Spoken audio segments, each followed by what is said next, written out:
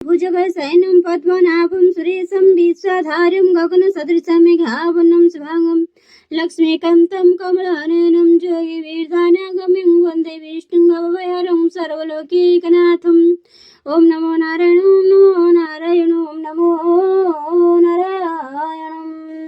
गोविंद गोविंद गोविंद पदुगालुची मकरंद से मकरंद पान करी हेले तरिले ब्रज नारी से ब्रज नारींका पयरे मन मो थाऊ निरंतरे मन मो निरंतरे थाऊ हा कृष्ण बोली जीव जाऊ हा कृष्ण बोली जाऊ जीव मते उधराय पद्मनाभ। 62तम अध्याय। कालिंदी मित्र बिंदावेनी लक्ष्मण सत्य भद्रा तिनी ए पंचविवाह वृत्तांत 62 अध्याय वर्णित शिशुकवाच। एबे हो सुण नरपति अशेष गोविंदर गति पांडवे बहु दुख त्रासे अरण्य द्वादश बरसे अज्ञात घोर वनवासे थिले से विराटर देशे बरसे वंचिता भुवने विख्यात पांडुर नंदने इंद्रप्रस्थरे छंती रही से कथा शुणी भावग्राही दारुक साजी नंदी घोषे सुहृद भृत्या वेनिपासे इंद्रप्रस्थरे वनमाली धर्मनंदन पासे मिली देखी सानंद पंचजने चाहते निश्चल नयने बेगे उठिले पांच भाई कि पटांतर देवी मोही जीवन गला पिंड जेने पुणी उठई दिव्य ज्ञाने देखी अखिल जोगेश्वर नयन पिछा कले स्थिर रोमहर से कंपे देही नयन जुगो लुह बही गोविंद जणे जणे धरी हृदय लगाई गोल करी पद्मलोचन संग पाई पवित्र हेले पंच देही धर्मनंदन भीम पादे गोविंद मिलिले आनंदे पार्थकु कले आलिंगन नकुल आदि बेनिजन मंत्री नंदन सहोदर न मिले गोविंद पयर अन्य कले नमस्कार जैसने संसार व्यवहार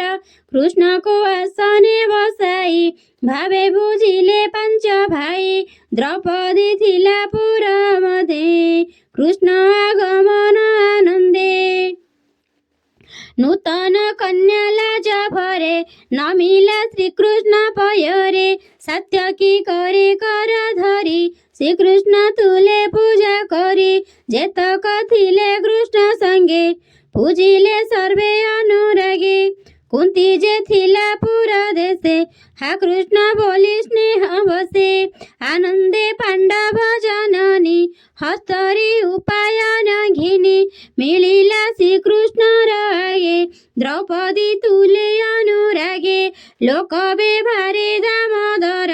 न मिले कुंतीर पयर कुंती गोविंद कळ करी तोळिला बेनी भुज धरी बंधु कुशल प्रश्न करी द्रौपदी कर करी धरी मुकुंद बदन नाई कहते अश्रु जल बही जेमंते क्लेश बनवासे बंचिले द्वादश बरसे ताहा सुमरी कुंती कांदे मन निवेशी कृष्ण पादे हे कृष्ण तव दर्शन पुतार्थ कलम नयन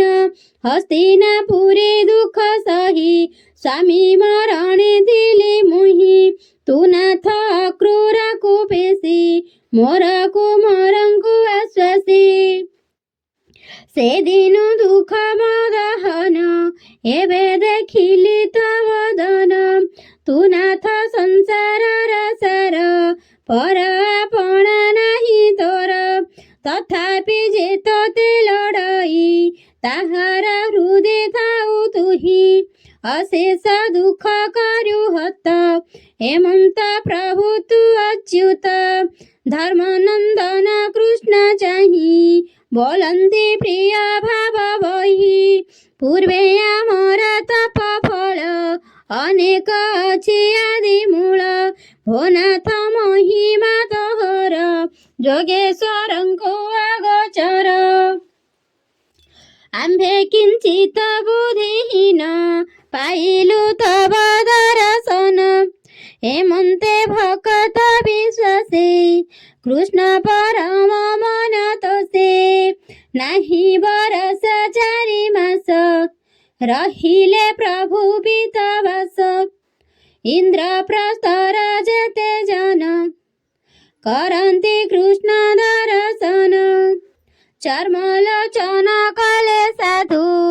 ତରିଲେ ଭବ ପରମାଧୁ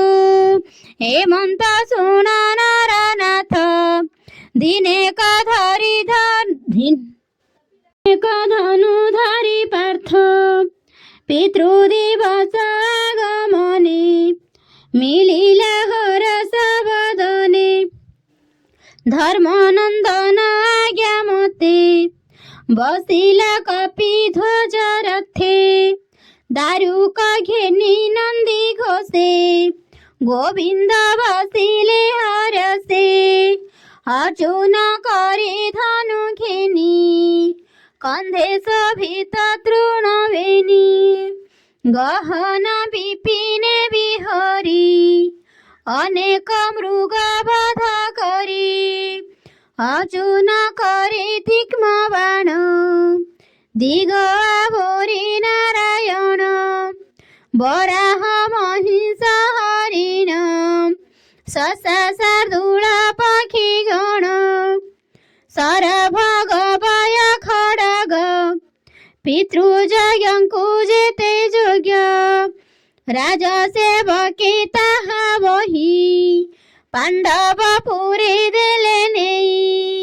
ତୃଷିତ ହୋଇ ବୀର ପାର୍ଥ ଯମୁନା ଜଳେ ଉପଗତ ମିଳିଲେ ଭଗବାନ ସନ୍ତୋଷ କଲେ ଜଳପାନ ମୁଖ ନୟନ ଜଳେ ଧୋଇ ସନ୍ତୋଷେ ଚଉଦିକେ ଚାହିଁ